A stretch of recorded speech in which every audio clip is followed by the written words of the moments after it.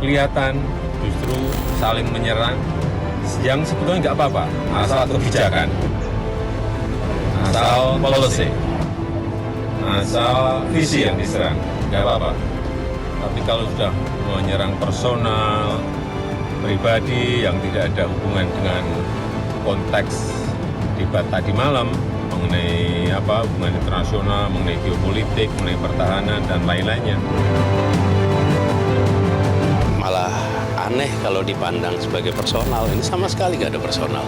Semuanya adalah tentang kebijakan. Bisa direview ulang kok apa yang tadi kemarin dibahas.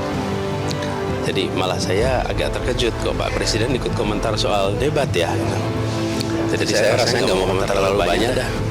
Biar publik aja nanti yang menilai.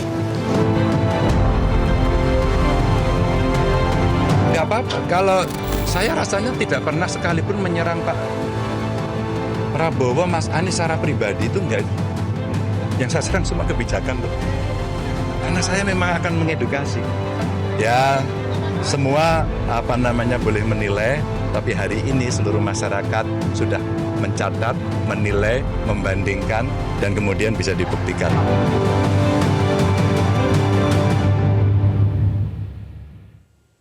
Baik, kembali lagi di Prime Time News. Bang Rey, sekarang ke Anda ya. Bang Rey, tidak hanya debatnya yang menuai sorotan, tapi juga komentar Presiden Jokowi terhadap jalannya debat itu juga menuai sorotan. Menurut Anda, tepatkah kalau Presiden juga ikut mengomentari jalannya debat yang berlangsung minggu kemarin? Ya, pertama begini ya, kalau Presiden mengomentari teknis debat, kemudian substansi dari materi debat paslon yang lain, dalam kapasitas beliau sebagai presiden, ya itu kurang tepat, itu kurang etik. Kecuali tidak sedang beliau menjabat sebagai presiden. Tapi kalau beliau menjabat sebagai presiden, ini bisa menimbulkan dugaan adanya intervensi ya terhadap penyelenggara pemilu, gitu loh kira-kira. Atau perlakuan tidak setara, tidak adil kepada capres yang lain. Kalau misalnya pernyataan itu dianggap spesifik kepada capres-capres tertentu gitu. Tentu boleh Presiden menanggapinya, memberi masukan macam-macam itu di luar kapasitas beliau sebagai Presiden. Misalnya ketika beliau sedang kampanye dan kondisi dalam keadaan cuti, ya beliau boleh mengkritik mekanisme debat yang terjadi di KPU misalnya ya, atau substansi yang dilontarkan oleh para pihak di dalam debat yang bersangkutan. Nah, tetapi tidak menutup kemungkinan juga, dan menurut saya tidak ada masalah, kalau Presiden mengomentari substansi dari debat yang berkaitan dengan kebijakan beliau. Oke. Itu tentu boleh dijawab oleh Presiden. Misalnya soal apa? Kan ada pertanyaan tuh soal mengapa kita membeli pesawat bekas dengan harga yang fantastis. Nah, itu kan berhubungan dengan kebijakan Presiden. Presiden bisa menjawabnya. Mengapa ada food estate yang dianggap gagal tadi? Nah, Presiden tentu bisa menjelaskan perkembangannya seperti apa. Tapi kalau berhubungan dengan 2 poin yang kita sebutkan itu tadi, yaitu meminta supaya KPU ya sebaiknya melakukan pengubahan terhadap teknis debat, dan yang kedua adalah soal menyebut ada serangan yang bersifat personal, ya dalam kapasitas sebagai Presiden, saya kira kurang tepat dan kurang etis. Ini akan dapat membuat dugaan dan sangkaan bahwa seolah-olah KPU itu bisa diintervensi.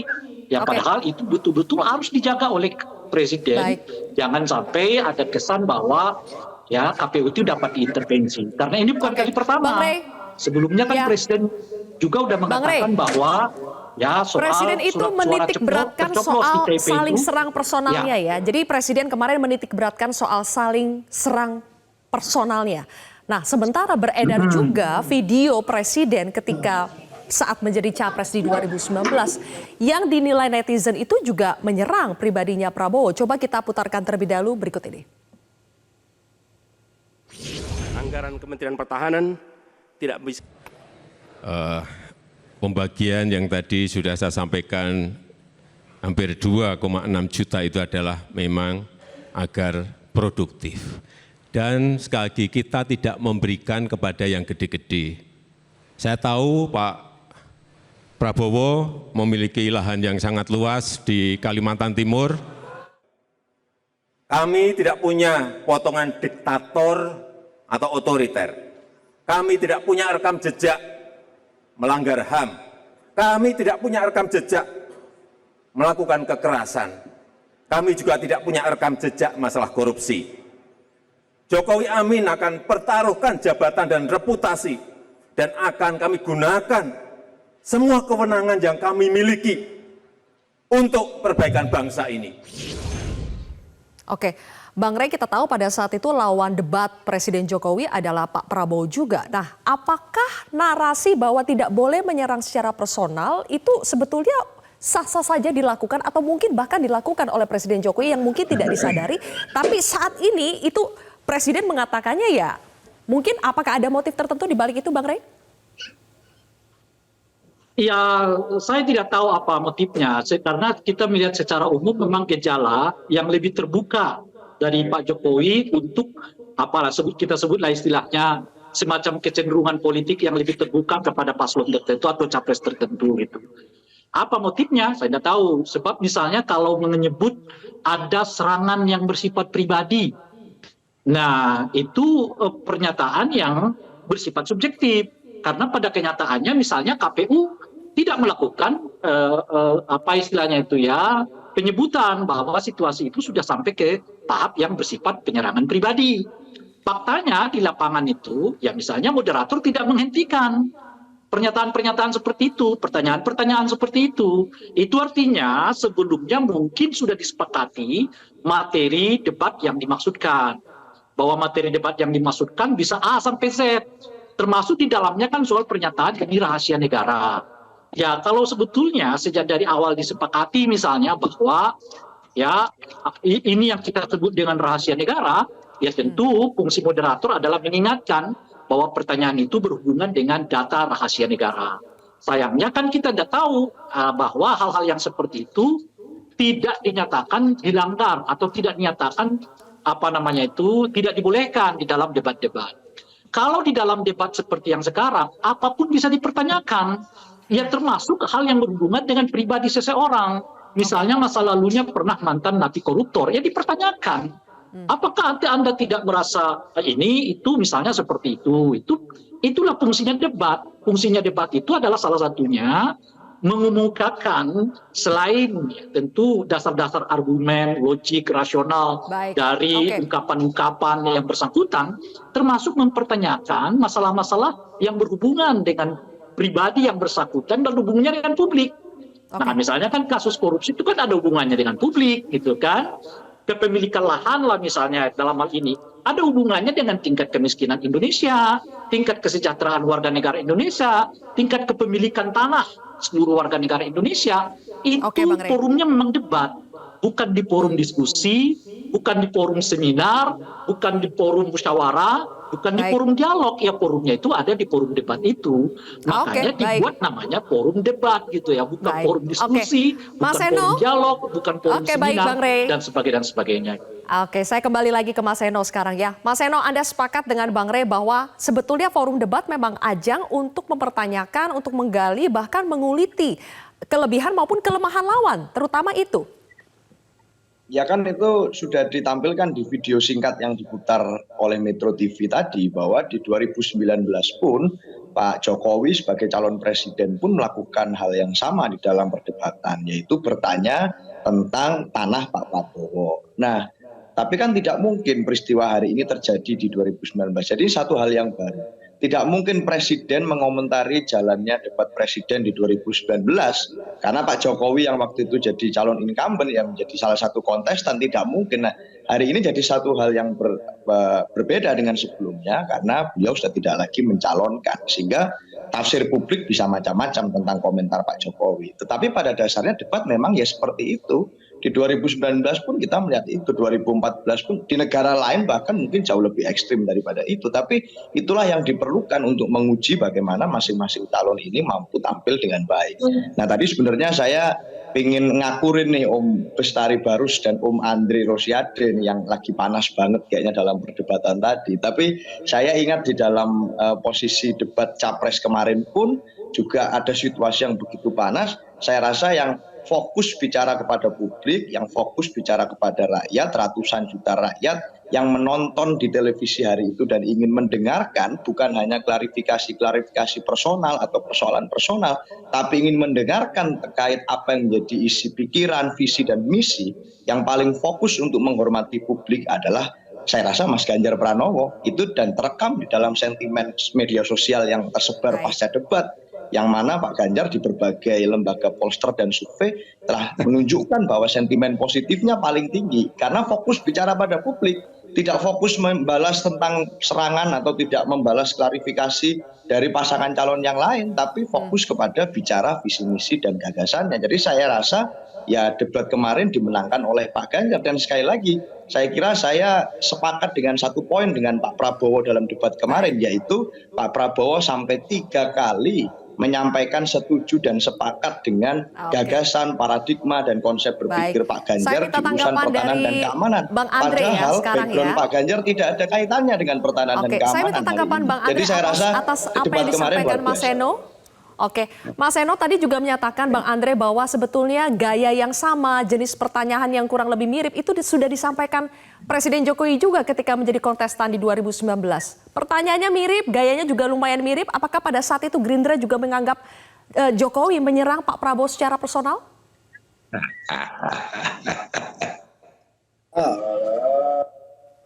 Zilvi, waktu itu konteksnya beda. Waktu itu kalau tidak salah soal penegakan hukum, Zilvi. Ya, soal reformasi agraria. Saya temanya yang saya ketahui itu waktu itu. Saya lupa ya. Tapi setahu saya temanya bukan tema pertahanan. Sehingga ini yang kita sikapi, kenapa temanya pertahanan membawa urusan personal Pak Prabowo. Padahal kita tahu orang yang menyerang personal Pak Prabowo ini ya, sudah diselamatkan dan dibantu oleh Pak Prabowo di 2017. Gitu. Nah, tapi sudahlah. Rakyat kan sudah menilai. Kita melihat bagaimana di media sosial sekarang, di TikTok, di Instagram, di berbagai media sosial, masyarakat begitu kecewa melihat ada orang yang telah dibantu, diangkat derajatnya, habis itu menyerang orang yang membantunya. Tapi itu silakan masyarakat menilai. Lalu yang kedua, ini menarik untuk Seno ini. Mas Ganjar itu Seno kan dapilnya Surabaya, dekat dengan kantor PT PAL di Surabaya. Saya ingin menanggapi, dan Seno kalau perlu datangin ke PT PAL. Mas Ganjar bilang kerjasama kapal selam PAL dan Korsel dibatalkan. Faktanya itu tidak dibatalkan, Seno. Tapi Menhan meminta menunda. Tujuannya apa? Pertama, Korea Selatan harus memperbaiki 3 kapal selam sebelumnya menjadi lebih baik dan layak tempur. Jadi ada kontrak sebelumnya, kapal selam dari Menteri Pertahanan sebelumnya, itu nggak layak dipakai untuk perang. Ya, sehingga Pak Prabowo menunda, Anda perbaiki dulu baru kita lanjutkan. Kedua, dalam rangka menaikkan posisi PT PAL atau Indonesia untuk mendapatkan transfer teknologi lebih baik. Yang ketiga, menaikkan porsi PAL dalam pembangunan, dalam usaha, menaikkan kemandirian. Itu soal kapal selam. Yang kedua, ini supaya kebetulan saya ini di Komisi 6 DPR RI, PAL ini dalam pengawasan. Bang Andre, tapi kita kembali lagi ya ke tema debat kita pada Prime Time News hari ini ya. Ini klarifikasi dari Bang Andre kami apresiasi, tapi saya harus kembalikan ini ke trialnya. Soal fregat ini penting supaya publik dapat informasi yang utuh. Nah, saya kebetulan ini contoh dari fungsi moderator yang benar. Jadi kalau ada pertanyaan yang dianggap tidak sesuai dengan topik, itu moderator bisa mengatakan terima kasih Bang Re. Oke. Baik, saya kembali lagi ke topik ya. Bang Andre sudah saya kasih kesempatan. Sisa waktu sedikit saya kembalikan ke Bang Bestari untuk menanggapinya. Moderator sudah Bang Bestari, jadi sekarang berkembang narasi bahwa Prabowo ini dizolimi, bahwa Prabowo ini diserang oleh Anies dan Ganjar. Apa tanggapan tim Amin atas narasi yang berkembang usai debat? Apa yang mau ditanggapi? Debat ya debat sudah. Lawannya juga jago-jago debat. Kenapa sih mesti baperan banget gitu? Udah berapa kali? Pak Prabowo itu udah debat yang keberapa ini? Keempat. Udah berlangsung 3 kali ikut debat. Dalam 3 pemilihan umum. Hasil ini yang keempat. Kok masih gamang soal debat? Bung Andre kurang memberi masukan saja. Jangan juga forum hari ini, kita sekarang ini, mengklarifikasi yang dilakukan oleh Andre Rosiade. Kan gitu. forumnya tadi di debat itu aja. Saya kira cukup begitu. Untuk ke depan silakan dipersiapkan lebih baik lagi. Dan baperan di dunia internasional perdebatan itu makin lebih menggila lagi nantinya. Kemudian ketika ada perdebatan, kemudian kita bilang, woi jangan tekan-tekan presiden kami. Saya kira enggak juga ya. Saya kira itu saya cukup saja. Dan ini apa ya? Untuk ke depan terserah apakah itu mau dirubah atau mau diapa kita usulkan aja biar Pak Andre yang pasangan dan happy. Saya kira itu. Baik kalau begitu. Ya, Oke, baik terima kasih. Kami sudah mendengar semuanya. Terakhir mungkin saya akan tutup dengan Bang Rey ya. Bang Rey, kalau melihat apa yang terjadi usai debat ketiga, sekarang berkembang narasi bahwa ada yang diserang, ada yang menyerang, ada yang dizolimi, ada yang menzolimi. Bang Rey, apakah ini sesuatu yang wajar terjadi sebagai bagian dari strategi? Ada yang berbohong. Dan ada yang baper berat. Terima kasih. Bang Rey, silakan Bang Rey. Ya, seperti yang saya sebutkan di awal, yang namanya debat ya memang begitu. Maka tiap orang harus harus memang siap untuk menyiapkan semua bahan yang memungkinkan itu ditanya orang. Kalau kita melakukan evaluasi terhadap debat yang kemarin, saya kira pertanyaan-pertanyaan yang dilontarkan oleh dua paslon kepada 02, menurut saya itu pertanyaan-pertanyaan yang relatif bisa diduga akan terjadi. Besar kemungkinannya itu akan ditanyakan soal estate, soal pembelian pesawat dan sebagainya. Nah, saya tidak melihat ada kesiapan 02 untuk menangkis pertanyaan-pertanyaan itu seperti sebelumnya. Sebelumnya kan cawapres 02 itu lumayan lebih siap gitu ya. Karena seperti misalnya dia mengatakan, oh ini pertanyaan saya sudah tahu kemana nih arahnya. Artinya cawapres 02 saat itu memang siap untuk menghadapi debat dan dia sendiri sudah bisa membaca mana pertanyaan-pertanyaan yang akan diarahkan kepada dia. Pertanyaan saya, kenapa Pak Prabowo seperti tidak menyiapkan diri terhadap kemungkinan pertanyaan yang hampir 80% kemungkinannya itu akan ditanyakan. Itu yang pertama. Nah yang kedua, model debat yang kemarin itu menurut saya yang justru lebih mendekati apa yang disebut dengan debat.